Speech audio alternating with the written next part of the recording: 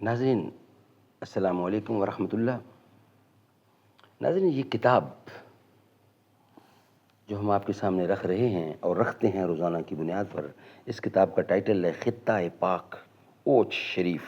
Writer اس کتاب کے مسعود حسن شہاب۔ Urdu academy Bahawalpur نے یہ کتاب شائع کی ہے جو ہم آپ تک پہنچانے کی کوشش کریں گے انشاءاللہ۔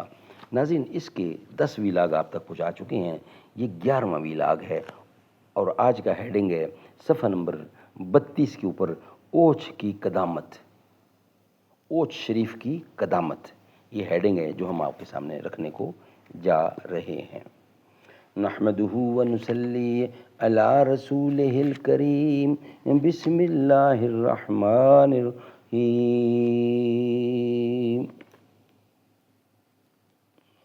خداوندا یہ تیرے سادہ دل بندے کدھر جائیں، کہ درویشی میں عیاری ہے سلطانی بھی عیاری۔ یہ کائنات ابھی ناتمام ہے شاید، کہ آ رہی ہے دمادم صدائے کن فیکون۔ موتی سمجھ کے شان کریمی نے چن لیے، قطرے جو تھے میرے ارکے انفعال کے۔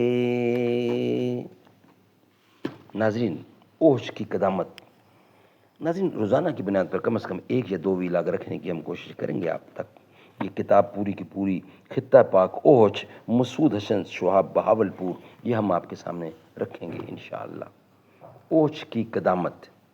اوچھ کا سرسری جائزہ لینے سے یہ تأثر ابھرتا ہے کہ نیرنگی زمانہ نے کئی بار اس شہر کو اجاڑا ہے اور حادثات وقت کے تھپیڑوں نے بارہا اسے پامال کیا، مگر ہر بار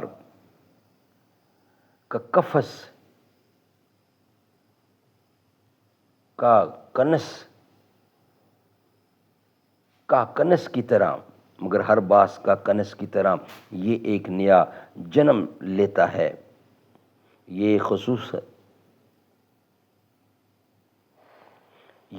خصوصیت بھی اس شہر کے مقدر کا درہ امتیاز ہے کہ جہاں اس کے در و دیوار تغیرات اور انقلاب کا شکار ہوتے رہے ہیں، وہاں اس کا نام بھی تبدیلی کے اس حادثے سے محفوظ نہیں رہ سکا۔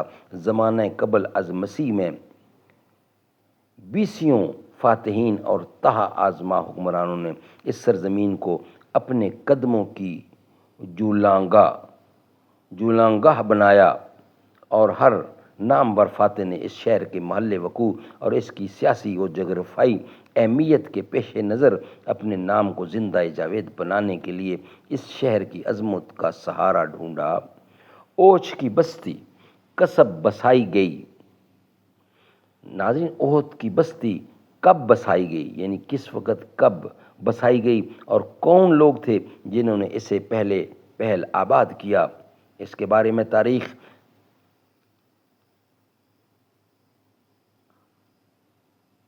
حقیقت کے ساتھ کوئی بات بتانے سے قاصر ہے۔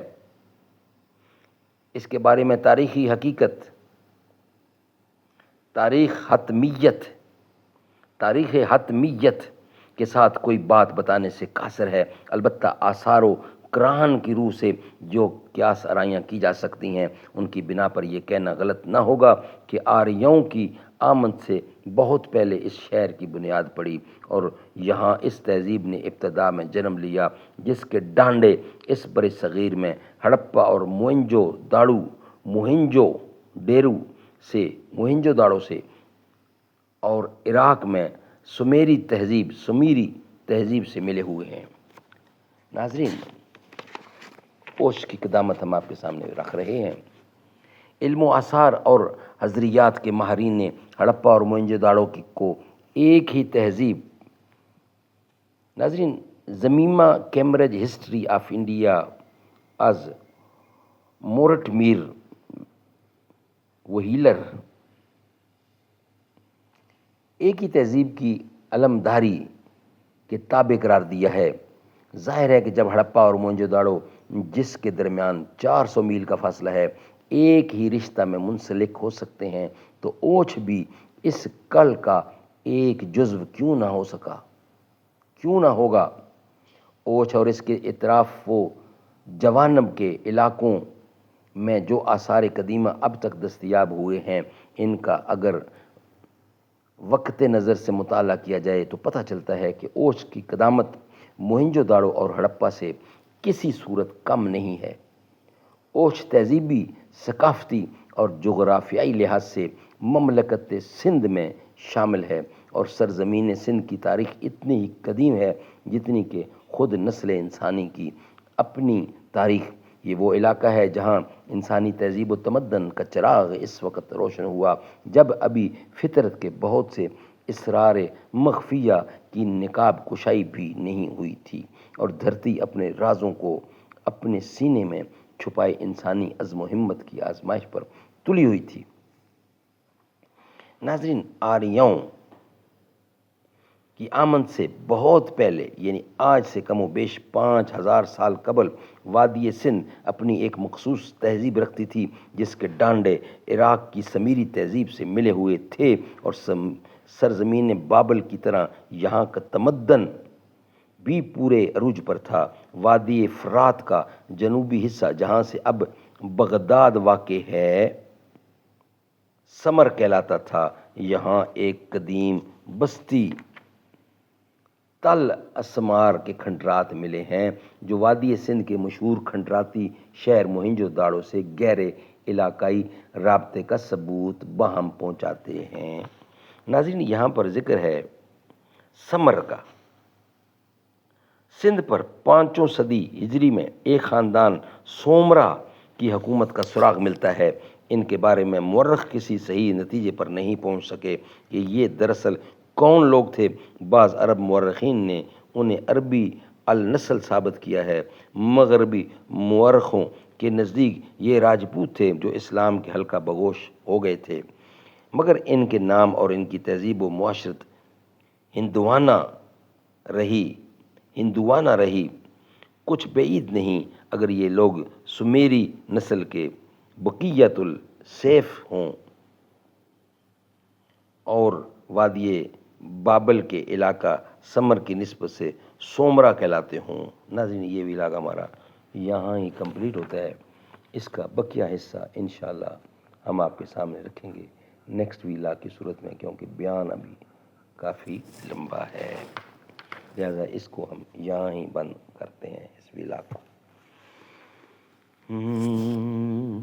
یا اللہ یا رحمان یا رحیم یا کریم، عرفہ اعلیٰ نام تیرا، کن فیکون ہے کام تیرا، ذکر ہے صبح و شام تیرا، لا الہ الا اللہ، ذات ہے تیری لا محدود، ہر شے میں ہے تو موجود، ایک ہی تو ہے سب کا معبود، لا الہ الا اللہ۔ مولا ہم کو کرے قبول، ہم کو عطا ہو عشق رسول، ہم پر ہو رحمت کا نزول، لا الہ الا اللہ۔ شمس و قمر تسبیح کریں اور وہ سجدہ میں ہی رہیں، ذکر چرند پرند کریں، لا الہ الا اللہ۔ نور محمد جب چمکا، صلی اللہ کا شور اٹھا، ذرہ ذرہ کہنے لگا، لا الہ الا اللہ۔